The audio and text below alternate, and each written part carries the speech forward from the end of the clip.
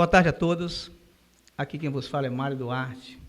Nós temos o prazer, a honra de receber um profissional muito competente na área do direito, Dr. Ricardo Borges, que tive o privilégio de conhecê-lo nas idas e vindas à execução do trabalho dele na Denis Moreira de Carvalho. E eu expus para ele sobre o meu projeto, que é um podcast voltado para a área de segurança pública. E ainda há muita dúvida com relação ao direito penal, processo penal. E como é a área dele, ele se prontificou em nos ajudar. E eu agradeço desde já pelo apoio, pela presteza. E que Deus, Ricardo, possa te abençoar sempre, a sua família, a garotinha tua. Duarte, muito obrigado, tá? Eu agradeço demais o convite. Fico lisonjeado até com os inúmeros elogios. E eu vou me apresentar, tá? Aproveitando aqui a oportunidade. Como você disse, Ricardo Borges, meu nome. Eu sou graduado aqui na academia da cidade, né, de Ipatinga, na FADIPA. A minha turma saiu em 2008, então esse ano, em junho, nós vamos para os 16 anos de militância, né, praticamente em direito criminal. Eu tenho graduação, como eu disse, em direito, por óbvio, pós-graduação em direito penal e processo penal, pós-graduado em direito processual civil e direito ambiental. Duarte, eu fico muito feliz de poder comentar sobre esse assunto, porque, como você bem disse, a gente tem um contato através do seu ofício como policial penal.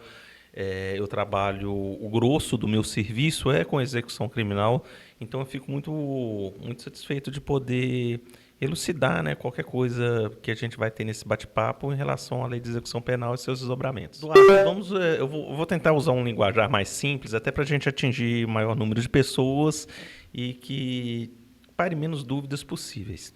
Antes da gente falar de questão de regime de cumprimento de pena, é necessário a gente esclarecer para o grande público o que é a execução criminal.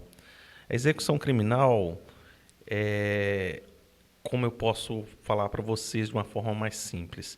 É uma parte da legislação criminal que compete a levar aquela pessoa que está privada de liberdade ou está cumprindo uma pena a executar aquela pena, daí vem o nome execução criminal, de acordo com os ditames da lei, que é da LEP, né? Lei de Execução Penal, ou Lei de Execução Criminal. Passado essa pequena introdução, essa pequena introito do que a gente vai falar aqui agora, eu acho mais confortável a gente passar para a questão dos regimes criminais propriamente ditos, tá?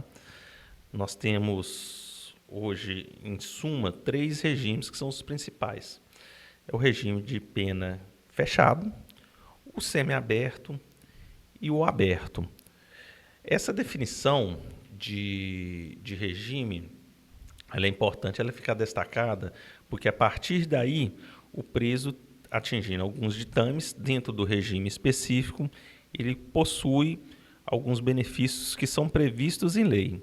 E desde já, eu queria deixar claro aqui para vocês, até para que não paire sobre a cabeça das pessoas que benefício é sinônimo de privilégio. Tá? Porque quando a gente fala benefício, de repente a pessoa, o grande público, pode achar assim, que a pessoa está cumprindo pena, ela tem um privilégio para estar cumprindo pena. Não é por aí. Ela tem algum benefício que ela adquire dentro do cumprimento de pena, separado dentro desses regimes que eu falei com vocês. Fechado, semiaberto e aberto. Ok. Com relação a essa questão dos 3 tipos de regime, né? A pessoa está lá, foi condenada, está no regime fechado. Ele, sendo réu primário, ele tem cumprir tantos tempos no fechado para depois ir à progressão de regime. Como é que funciona isso aí? Porque muitas vezes a pessoa erra, né, na hora de fazer os cálculos, ou muitas vezes acha que tem direito e não tem, aí gera todo um estresse na segurança. Vou dar um exemplo simples, que gerou um estresse para a gente. É um preso que estava fazendo o 4º período de direito, ele foi preso, ele já achava que era advogado. Sim. E ele comentou com outro preso, não, você já tem direito já, de condicional. E aí o preso começou a ficar nervoso na cela, me chamou, chegando lá. Quando eu cheguei no setor de trabalho, o preso já me viu, já foi lá para o canto, esse preso que passou a informação. Falei, o que está acontecendo, preso? Não, minha cadeia está vencida já, e até hoje não fui liberado, e eu tenho que ir embora, e está vencido, Eu falei assim, qual foi a sua condenação? Vamos dar um exemplo, 10 anos. E aí, você já cumpriu? Os 10 anos? Não, então você não está vencido a sua cadeia. Você pode ter direito a alguma progressão de regime. Agora, quanto tempo de pena você pegou? 10 anos. E qual é? É 1/6? É 2/5? Você é réu primário? Você é reincidente? Então explica para a gente com relação, porque quando é réu primário... Duarte, a conta ela não é tão simples assim. Então, eu até entendo quando o grande público, até mesmo é interessante você falar isso, porque é o meu dia a dia, o seu dia a dia também, né? Assim, dentro da...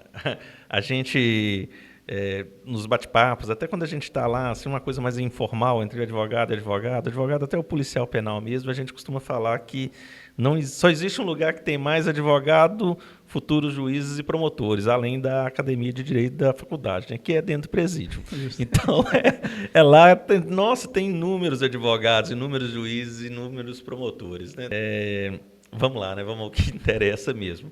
O Duarte é o seguinte, quando a pessoa ela é presa, existem circunstâncias que vão ser os reflexos dentro da execução de pena dele. Uma dessas circunstâncias é a primariedade, que é o histórico criminal do preso. O preso, quando ele não tem um histórico criminal, o juiz, na hora da formação da nota de culpa, na formação da culpa dele, que ele vai cumprir a pena, ele leva em consideração o passado dele, pregresso, o histórico criminal. Daí vem a questão da primariedade. Então, quando o preso é primário, o tempo que ele vai ter que percorrer, que ele vai ter que cumprir pena para poder obter os direitos, ele vai ser menor. Se o preso ele for um reincidente, esse tempo aumenta. Tá? E se o preso, em outras circunstâncias, isso até é uma parte mais avançada, depois do pacote anticrime do ex-juiz Sérgio Moro, ainda teve a questão do reincidente específico, tá? O reincidente específico, que aumenta ainda mais a gente chama lapso temporal, tá? É o requisito objetivo, que nada mais é o tempo de pena que o preso ele vai ter que cumprir para poder passar para outro regime mais brando e obter os outros benefícios. Quando eu falo regime mais brando, é pela seguinte circunstância. A pessoa foi presa. Na sentença dela, de acordo com a natureza do crime, que leva-se em conta toda essa circunstância do passado criminal dela, das circunstâncias que o crime foi cometido, do tipo de crime, ele pode iniciar a pena tanto no regime fechado, semiaberto ou aberto. Nessas circunstâncias, dando um exemplo para você, se a pessoa foi apenada no regime fechado, ela vai ter que passar um período da pena dela. Depois que ela cumpre esse período de pena, ela passa para o regime semiaberto, onde na prática ele vai ter alguns benefícios previstos em lei. E novamente, gente, eu vou chegar para vocês e falar assim, não confundam benefício com privilégio. O que o preso tem quando ele pode pleitear algo que está previsto em lei, está ali exposto na lei de execução criminal que a gente falou. Ok? Eu estou pontuando muito isso porque hoje nós vivemos numa sociedade que existem as bolhas e existem os filtros. Então, a pessoa, naturalmente, isso é do ser humano, você absorve aquilo que é mais benéfico para você, ou seja, pelo menos que te deixa mais confortável. E nós vivemos numa sociedade acuada que quer uma resposta, né, do judiciário. Então, o IPL, né, vamos chamar de IPL, que é o nome técnico, né, Indivíduo Privado de Liberdade, ele é condenado a uma pena de 6 anos em crime comum. Em crime comum. Como eu disse anteriormente, a característica do crime vai definir o tempo que ele tem que cumprir para passar para um regime mais brando. No exemplo que a gente deu, 6 anos, regime fechado, crime comum. Por ser crime comum, e nesse exemplo, perdão que eu não falei esse detalhe, se ele for um primário, não ter um histórico criminal, ele vai ter que cumprir 1/6 da pena dele para progredir para o regime mais brando, no caso o regime semiaberto. Exemplo que a gente deu, 6 anos. 1/6 de 6 anos, 1 ano. Ele cumpre 1 ano no regime fechado. Depois que ele cumpre esse 1 ano no regime fechado, que é 1/6 da pena, 16%, perdão, ele passa para o regime semiaberto. Porém, pessoal, assim, não é uma coisa tão simples assim. Não, o lapso temporal, esse requisito de um cesto, não é o único requisito que o preso tem para passar de regime. Existe outro requisito que a gente chama que é o requisito subjetivo. O requisito subjetivo nada mais é que o comportamento do preso dentro do sistema prisional. Então, um preso dentro desse 1 ano, além desse lapso temporal de 1 ano, que no caso é um cesto que eu disse, ele tem que ter o comportamento dele aprovado. Falar que ele tem um comportamento bom dentro da execução de pena dele. Solicita o atestado carcerário. Né? Através do atestado carcerário, exatamente. O atestado carcerário se junta com esse tempo que ele cumpre. Isso aí vai para o Ministério Público. O Ministério Público analisa aquilo ali e concede ao preso aquilo que está previsto em lei, tá? Que é a progressão de regime, no artigo 112 da Lei de Execução Criminal. A partir daí, no exemplo, o preso vai para o regime semiaberto. No regime semiaberto, propriamente dito, ele passa a ter outros benefícios que são previstos em lei. Dentro desse benefício, há a questão da saída temporária. A saída temporária é um benefício também previsto em lei, em que o preso ele tem o direito de saída durante 1 semana, 6 vezes ao ano. É um tema, Duarte, ele é muito sensível essa questão da saída temporária, ainda mais porque a gente comentou no início da nossa conversa aqui em respeito da sociedade, que a sociedade hoje ela se sente meio acuada, até porque a gente vê a violência cada dia numa patente, numa evolução maior, crimes mais bárbaros cada dia sendo mais comuns. Então, é muito comum a gente escutar, né? Assim, a pessoa está cumprindo pena, aí ela tem o direito de saída temporária, na saída temporária ela vai cumprindo outros, vai realizar outros crimes, o preso não tem que ter isso, tem um projeto de lei, tem que acabar com a saída temporária. Pessoal, eu de coração mesmo, eu sou advogado criminal, tá? Eu posso dizer para vocês que, sim, existem sim os presos que saem na saída temporária, eles cometem outros delitos. Mas isso é um universo de 5%, tá? O problema é que o mal feito sempre ele tem uma proporção de divulgação maior do que o bem feito.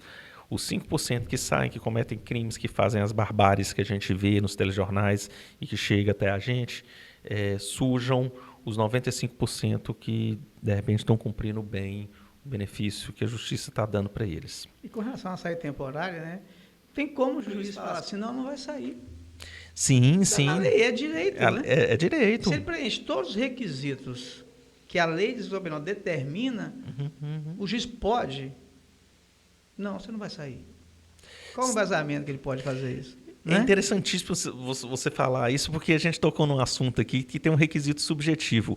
O mesmo atestado de conduta carcerária que ser juntado para a pessoa progredir de regime, toda vez que a pessoa vai ter uma saída temporária, ele é juntado também. Então, o reeducando, o IPL, que ele comete algum crime, esse crivo, ele vai para o Ministério Público, ele vai para o juiz de novo. O juiz ele faz aquela avaliação de forma periódica, para a pessoa que vai sair ou não. Então, está previsto em lei. Assim, o juiz, ele simplesmente ele não... A pessoa pergunta assim, por que o promotor deixa? Por que o juiz deixa? Porque, pessoal, é o seguinte, a nossa legislação, a Lei de Execução Criminal, assim, ela prevê a ressocialização do preso, a ressocialização da pessoa, que a pessoa assim, ela cumpra a pena que foi a ela imposta, e com essa pena cumprida, que ela seja ressocializada e ela possa voltar de novo à sociedade. E se há uma falha na ressocialização do preso, a lei ela é perfeita. Assim, o problema é que nós estamos lidando com seres humanos. Assim, seres humanos. Por exemplo, a saída temporária, pessoal, o cara tem direito a X saída temporária por ano. Né? Não é bem assim. Porque se ele saiu a primeira vez... e não chegou na data determinada. Ele é regredido. Você está entendendo? Então, ele, na próxima ele não vai sair. Na próxima ele não vai sair. Se fosse direito mesmo fazendo alguma coisa de errado, ele tinha que sair, não era o direito? Correto, ele correto. Tem que cumprir as condições para que ele possa sair temporário. Sim, sim. Né? Os requisitos previstos em lei, eles têm que ser respeitados, eles são aferidos a todo momento. Porque eles estão criando um projeto de lei, uma PLI, justamente para extinguir, acabar com a saída temporária. Vamos supor que esse projeto de lei venha a ser sancionado. Ponto. Foi sancionado. Sim. A pergunta é, aqueles que já têm o direito de sair, ele perde esse direito? Não. Que, né, a lei, então, a partir, quer dizer, não vai ter direito mais quem cometeu o crime a partir daquela data, daquela Exatamente, lei. Os demais já estão saindo, vão sair do mesmo jeito. Vão continuar saindo do mesmo jeito. Então, quer dizer, vai resolver futuramente. Então, nós estejamos aqui defendendo a saída temporária, deixar bem claro para o pessoal. Exatamente. Nós estamos debatendo o que a lei determina. E quem criou a lei? Os deputados. E quem votou nos deputados? Fomos nós. A sociedade. Exatamente. Então, se for analisar, a culpa é nossa. É da sociedade. Entre aspas, né? Mas eu não, acho entre aspas, não, é nossa. Tem que a ser culpa revisto, é nossa. Né? Tem que ser revisto porque é uma lei já, um código penal já está bem antigo. As coisas evoluem. Só que o direito ele não é estático, ele é dinâmico, né? Exatamente. Só que ele não acompanha a proporção da evolução. Mas tem que alterar, tem que fazer algumas alterações. Com certeza, com certeza. Eu penso da seguinte forma, você tem que fazer por onde para você ter o direito, né? Você tem que fazer por onde. Não é porque eu disse aqui que, por exemplo, o 95% ele cumpre e os 5%... Né? Mas é igual eu vejo muito, né, eu converso muito com eles, porque vocês não sabem valorizar. Porque vocês querem continuar na criminalidade. Sim. Por exemplo, chegaram 37 na época do Ceres para mim. Foi no meu plantão. Dos 37, 4 eram novatos. Os outros 33, reincidentes. Até o que você está arrumando aqui? Eu estou trabalhando, você de novo. Aí vem aquela historinha de sempre. Não, é um processo antigo, né? Uma bronca antiga. Mas, quer dizer, não vão sair dali porque não querem. Já escolheu aquele caminho para eles. Né? Mas deixar só para enfatizar aqui que nós estamos debatendo o que a lei diz sobre a saída temporária. A lei determina, sim. Não que aprovamos ou concordamos com a saída temporária. Exatamente. Né, da maneira que é feito. E outra coisa que bate muito nessa questão da saída temporária, igual para um exemplo, né, mais que faz muito sucesso aí, que deu uma polêmica, é a Susana Richthofen. Matou o pai e a mãe de forma cruel, aí sai de temporária no Dia dos Pais. Sim. Não é que a saída temporária é no Dia dos Pais, que eles escolheram essas datas específicas para sair, mas pode sair antes, né? Com certeza, existe o calendário que ele pode ser modificado, dependendo obviamente, da disponibilidade da unidade prisional, né, da comarca, da execução, como que a execução da comarca lida com a população carcerária dela. Mas, assim, é interessante você falar isso, que o exemplo da Susana, a von Richthofen, é interessantíssimo, porque vira e mexe. Eu acho que ela já está até no aberto, né? Ela está até no aberto já. Ela fala assim, ela matou os pais e saiu no Dia dos Pais, saiu no Dia das Mães. Gente, não é assim. É porque é predefinido. Assim, seria muito mais cômodo. Igual a gente comentou, que existem a quantidade por ano do preço sair. São as 6. Então, por conveniência, se convém que essas datas coincidam com datas comemorativas. A Susana von Richthofen é uma que matou os pais, mas tem aquele que não matou o pai, que não matou a mãe, e tem pai e tem mãe. Mas porque são datas onde a família se une. Sim, e é um processo de ressocializar. Ressocialização do preso. Então vai estar todo mundo reunido, vão ressocializar ali. Eu até brinco, como é que é ressocializar uma pessoa que não foi socializada? Meio esquisito. Isso é meio estranho, mas tudo bem. Mas a questão toda é essa, porque o pessoal fica indignado. E muitas vezes também, igual eu falo, a mídia, quando quer, ela dá ênfase num tempo para vender. Exatamente. O povo vai lá e absorve tudo aquilo ali. Com certeza. A barbaridade, ela vende muito bem, né? Assim, o pessoal gosta de consumir, né? O que é bárbaro, né? O que é os topos, né? Vamos falar os picos das situações, né? Então, hoje não existe muito, mas assim... Com as impunidades, que está começando a fazer o quê? Justiça com as próprias mãos e cometendo o quê? Barbárias. Crime. Olha que loucura. Então, por isso que esse é o objetivo nosso, justamente isso, é levar informação clara, para que as pessoas possam esclarecer. É igual a questão que eu conversei anteriormente, eu fui fazer uma palestra numa escola, só com os profissionais de educação, eram 20 professoras, e na hora do coffee break, elas falaram para mim, olha que absurdo, auxílio reclusão por filho, cada filho tem direito a um auxílio reclusão, todos os presos têm direito ao auxílio reclusão, é um absurdo isso aqui. O outro absurdo é o preso ter direito de ser atendido na frente nos hospitais. Não existe Com isso, relação né? a isso aí, doutor, esse auxílio reclusão. Pois Vamos esclarecer de vez para o povo. O auxílio reclusão é um tema. Ele chega. Comentar sobre auxílio reclusão, ele fica aquela coisa entre o trágico, o cômico e a realidade, né? Porque o auxílio reclusão, na verdade, ele é um benefício do INSS. E ele é concedido na lei previdenciária. E não é qualquer preso, gente, que tem o direito ao auxílio reclusão. É uma coisa paralela não são as mesmas coisas, mas assim, eu estou usando paralelo para que vocês entendam. Eu acredito que todo mundo, ou a maioria das pessoas, já trabalhou de carteira assinada, né? Ou pelo menos sabe como que é o regime de carteira assinada. E quando a pessoa trabalha de carteira assinada, ela tem uns benefícios porque ela contribui com o INSS. O auxílio reclusão ele segue mais ou menos o mesmo ditame, tá? A diferença é o seguinte: o preso ele tem que estar no regime fechado, tá? Enquanto ele está no regime fechado, não é o preso que recebe, são os dependentes do preso e existem circunstâncias que o preso pode requerer aquele auxílio reclusão. O primeiro e o mais importante que eu acho que é bom elucidar para todo mundo é que o preso ele tinha que estar trabalhando fichado por 2 anos. São 24 meses de contribuição para o preso. E outra coisa, a faixa que ele vai receber, assim, não é assim, nós tem um valor máximo que é de um salário mínimo e existem as faixas que é de acordo com que o preso ou a pessoa que tinha condição de segurado, pagando durante 2 anos, pode pleitear aquele auxílio. E não é ele, são os dependentes dele. Esses dependentes, assim, eu poderia alongar, porque não é uma coisa tão simples de falar, mas são 3 classes. Basicamente são os filhos, os pais, irmão inválido, tem uma série dentro dessas 3 classes. Tá? E as outras classes, assim, vai apertando para que você prove que você tinha um vínculo de dependência com aquela pessoa, repetindo pela 3ª vez, tá, gente? Que tinha contribuição de no mínimo 2 anos dentro do INSS e que uma faixa de contribuição dele queria definir o valor desse auxílio. E o regime tem que ser fechado. Fechado e renda baixa, que também é um dos critérios. Isso. É o critério de dependência. Tem renda baixa, se falar que é a única pessoa que dependia, o infante ou os dependentes dependiam dele. Se ele receber algum benefício, ele não tem direito? Não tem direito. Importantíssimo, Duarte, obrigado por ter lembrado disso aí. Se a pessoa estiver recebendo qualquer outro benefício por morte, incapacidade, benefício previdenciário por invalidez, ele não tem direito ao auxílio reclusão. Não tem direito ao auxílio reclusão. Benefício previdenciário eu vou esquecer a vez aqui que eu vou citar. Benefício não é privilégio, tá, gente? É algo previsto em lei.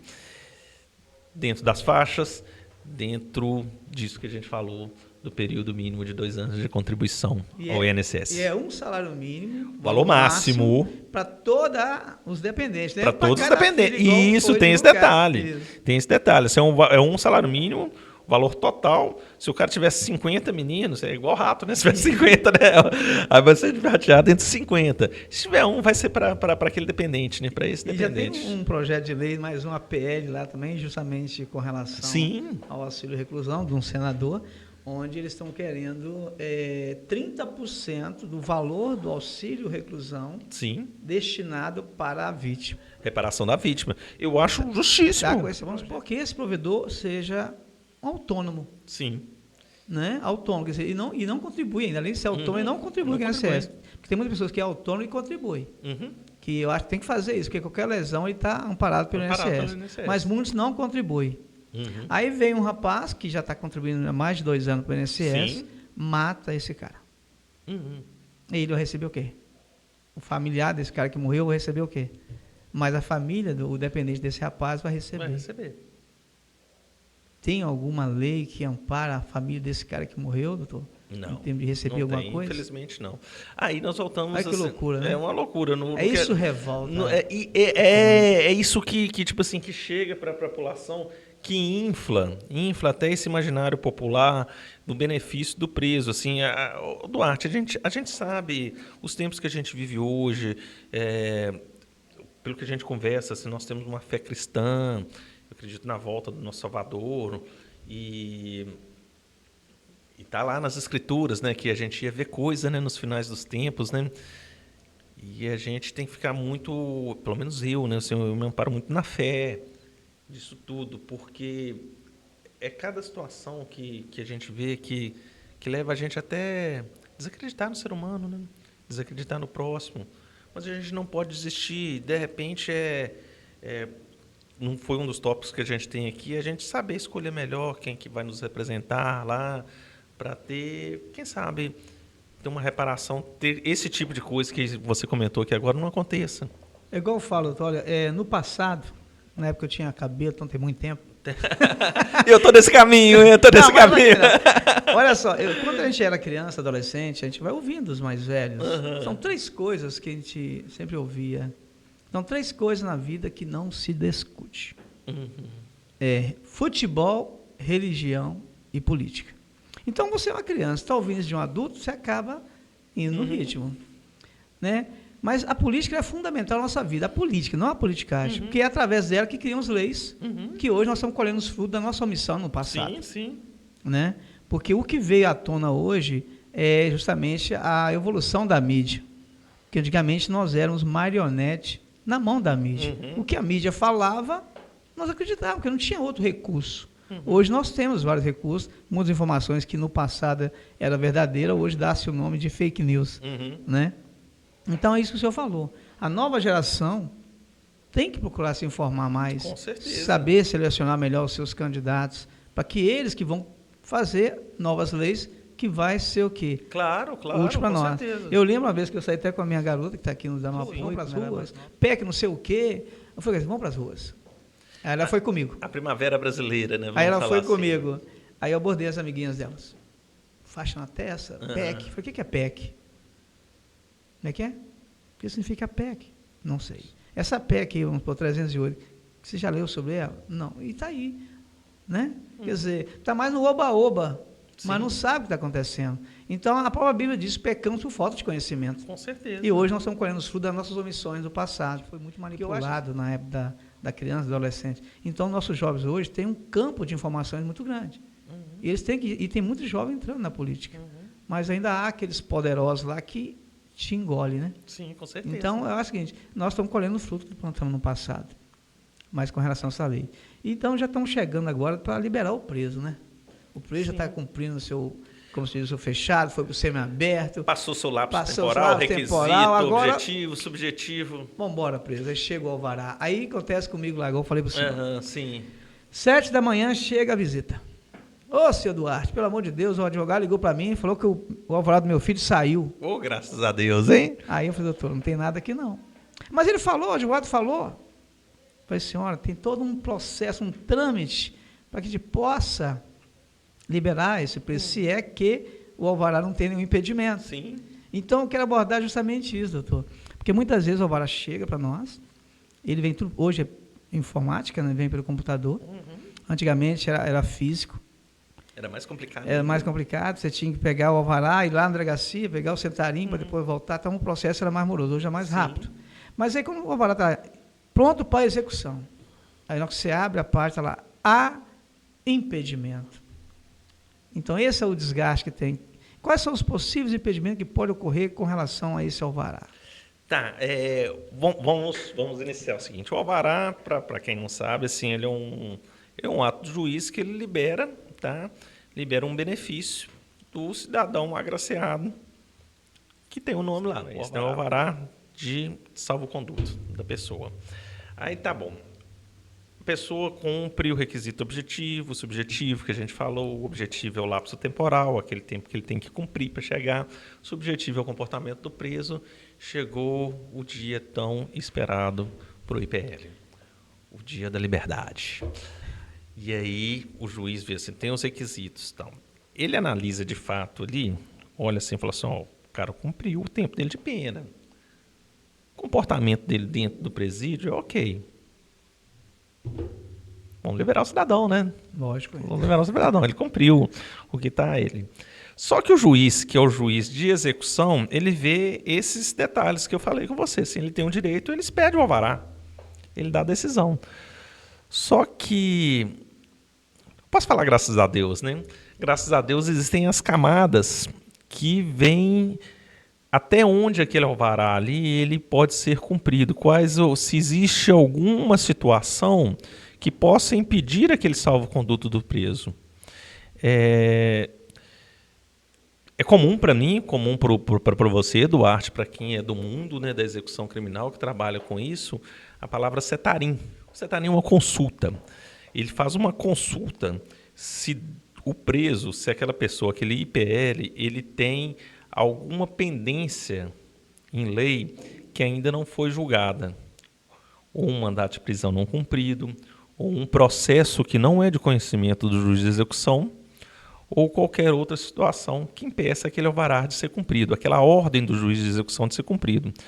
Então, gente, o juiz de execução ele dá a ordem para o preso ser liberado. Só que o juiz até pelas atribuições dele, ele não tem como saber, naquele momento, se o preso tem outro processo em curso, se existe outra coisa que possa dar o impedimento do alvará dele ser cumprido. O setarim, ele faz essa consulta, ele faz um rastreio para ver se existe algum mandato de prisão pendente para o preso ou existe algum processo que não é de conhecimento do juiz de execução. Muitas vezes, isso é mais comum do que você imagina, o preso ele atinge o objetivo de conseguir o salvo-conduto dele, ele ser posto em liberdade no regime aberto ou no condicional, e aí na hora que ele vai sair, o alvará chega lá para ser cumprido, há um impedimento. E eu vou falar agora para a família do IPL. Gente, a Polícia Penal não tem nada a ver com isso. Não tem nada. O cara assim, ele solta as maldições do Egito em cima do policial penal. Fala assim, o Duarte não deixou eu sair, tal, o fulano, eu tenho um alvará e não saiu.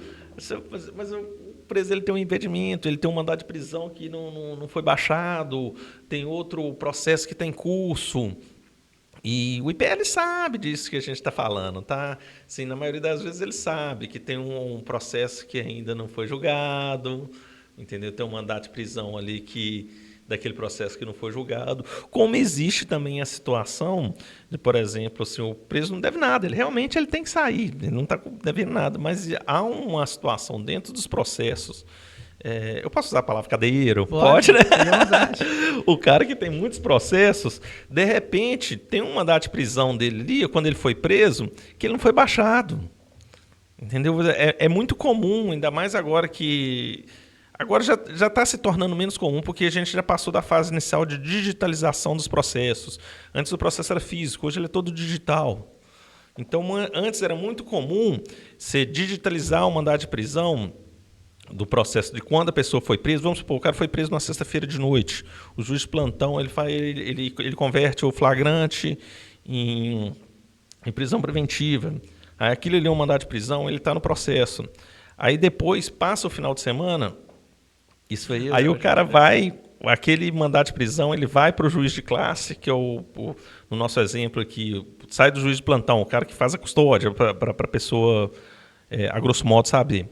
Ele vai para o primeira e segunda vara, ou para o Calais ou para o Pataro. Aí vai para o juiz classista. O juiz ele não tem ciência daquele mandado de prisão ali que foi solto no flagrante. Aquilo ali fica uma pendência que ela fica tipo adormecida. Então, na hora do cumprimento, isso pode ser um dos impedimentos. Aí entra o advogado ele faz o trabalho dele, ele descobre onde está aquele mandado de prisão que não foi baixado, baixa, ou até mesmo de ofício. Até a própria secretaria ela vê que houve aquele erro ali, não precisa ser nem provocado, ela baixa. Até uma vez eu contei, né, nos bastidores, eu estava conversando quando eu estava no Ceresp, aí chegou, era o físico ainda, o alvará, sim. E veio lá aquela palavra magnífica, né? Impedimento. Meu Deus. E aí eu, de imediato, já fui no ATJ, que é o assistente técnico de jurídico da unidade, sim. Que são advogados, para verificar o que está acontecendo. A advogada do cara liga para mim, brigando comigo. Meu cliente aí do impedimento, o que você está fazendo? Eu falei assim, eu estou trabalhando, coisa que a senhora tem que fazer, porque ele é seu cliente. Não compete a mim fazer isso, a não ser que ele não tenha advogado, tenha defensoria pública, aí a gente pode ajudar.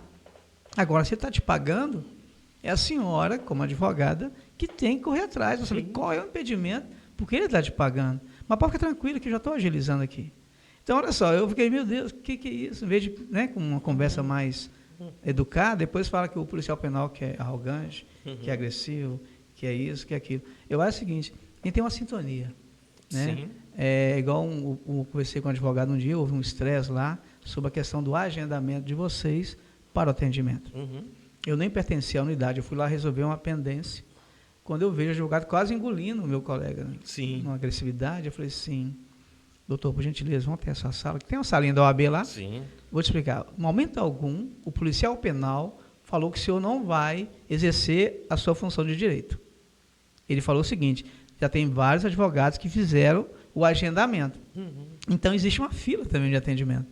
Nós vamos atendê-los e, posteriormente, atender o senhor. Só que vai demorar. Então, só te avisando que vai demorar. Não é assim, pai e bola. Então, tem todo um procedimento. Sim. Aí, nós vamos respeitar o direito do senhor de exercer a sua função, respeita o nosso direito de exercer a nossa função. É sintonia, um respeitando o outro, que vai fluir da melhor forma possível. Certeza. E hoje ajudou muito essa questão do agendamento, porque o pessoal pensa que é só chegar no pavilhão, tirar o preso e trazer para o advogado. Não, é todo um processo de segurança. Né? O Duarte, eu gostaria de aproveitar a oportunidade aqui, eu falando por mim, né, como advogado que trabalha com execução criminal e tal, assim, realçar assim, o tratamento que eu tenho, falando por mim, que eu tenho na DN Moreira, no Ceresp, assim, vocês têm um tratamento de excelência com os advogados, falando por mim, né, assim, eu nunca tive problema nenhum, sou muito bem atendido, eu tenho um atendimento exemplar com todos vocês que são policiais penais. Também eu acho que vai muito da minha parte aquela questão de empatia. Às vezes eu me coloco no lugar, sempre falo assim, que lidar com preso não é fácil, porque eu lido com preso também. Se para mim é difícil, que sou advogado, eu imagino vocês, né? Ficam 24 horas. 24 horas com o cara ali naquela tensão, naquela realidade do sistema de presídio brasileiro, que não é fácil. Então, o meu salve a todos vocês, policiais penais, tá? Eu agradeço em nome da classe. Me lembro da piada aqui, vou fazer um parênteses aqui, do cara que brigou com o bêbado, né? Aí, se ele brigou com o bêbado, se ele bateu no bêbado, ele bateu no bêbado. Se ele apanhou do bêbado, ele apanhou do bêbado. Né? Mais ou menos cara, isso aí, você né? bateu no cara porque você era bêbado. Agora, para apanhar de um bêbado... Você apanhou do bêbado. De todo jeito, você está na roubada. Você tá na roubada. É igual que a brincadeira do cara comigo, assim, só para descontrair. O cara tá lá no petisco, só faltou aqui um petisco. Aqui, mas tá ótimo. Aí ele tá tentando fincar a azeitona. Pá, a azeitona corria para lá, corria para cá, e o cara só observando aquilo ali. E o cara tá lá tentando, já tá perdendo para vocês, para ser palitinha. E o cara fala aí... Da primeira ele conseguiu fincar a azeitona. Sabe o que ele falou pro colega dele? Ok. Agora que ela cansou, velho. Então, quer dizer, sensacional. Então, doutor, foi um papo assim, bem gostoso, bem agradável. Eu queria desde já agradecer o senhor por no final de semana. Que isso, nós estamos aí para isso. Deixar Duarte. A garotinha, quantos meses que ela tem? Tem 5, Qual a Aurora. Aurora, me perdoa. Vai chegar um presentinho para você lá do BMD, que é a agradeço. Tá? Eu até brinquei com o doutor, conversa com a esposa lá, se ela vai assinar um termo de sair temporário. Meu alvará, né? Meu alvará sair do temporário. Só para você vir assim, só para descontrair, mas dá um abração na família, agradece todo mundo, a porta vai estar aberta para o senhor, que Deus possa continuar te guardando, te protegendo, te abençoando. Amém. E o que eu puder fazer para ajudar, nós estamos à disposição. Então, eu queria só deixar uma mensagem final para os nossos ouvintes aqui, os nossos seguidores. Tá, agradeço, né? Agradeço de coração mesmo a oportunidade de estar falando com todos vocês aqui, em especial ao Mário Duarte, a Mariana, né? Mariana, que é a filha dele aqui. Que Marina. A Marina, desculpa, tá, Marina? Que é a nossa auxiliar técnica aqui, que tá ajudando na produção, né, desse podcast Excelência, que é o... Como MD? Que é o? MD? QAP. Sabia que eu tinha uma dúvida do que é isso? É na escuta, então, né? Olha que ficou até bacana, MD né? é iniciais do meu nome, Mário Duarte. QAP é um dos códigos da segurança. Quando eu falo assim, vamos supor, Ricardo QAP, quer dizer, Ricardo na escuta. Sim. Porque se eu falar na escuta, é uma palavra grande. Então pode perder no meio do caminho. Aí você não vai entender direito. Então esse código de segurança, você ouve em todo o país, todo mundo. Com certeza, sim. Em qualquer lugar do mundo, se você falar QAP, você sabe que é na escuta. Então eu estou escutando você.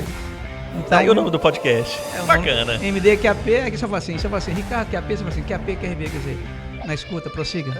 Qual o seu QTH, quer dizer, qual a sua localização? Estou aqui QTI, quer dizer, estou a caminho. Você fala assim, não, estou a QTO, quer dizer, estou no no banheiro. Aham. Dá um QRX que aguarde o momento. Aham. Então são códigos que a gente vai praticando para ficar mais Legal, fácil. muito Então eu bacana. resolvi botar QAP porque eu vou escutar vocês. Então, MD QAP, Mário Duarte. Muito bacana. Terminando, eu, assim, como eu já sou muito grato pelo convite. Me prontifico a estar aqui todas as vezes que você precisar. Se nossa amizade já é patente, além daqui, vai continuar, só se engrandece mais. E a todos os ouvintes, assim, eu espero que eu tenha sido claro e estou à disposição. Ok, excelente, doutor. Muito obrigado. Até mais. Valeu. Beijão, Valeu, bom. Marina. Tchau.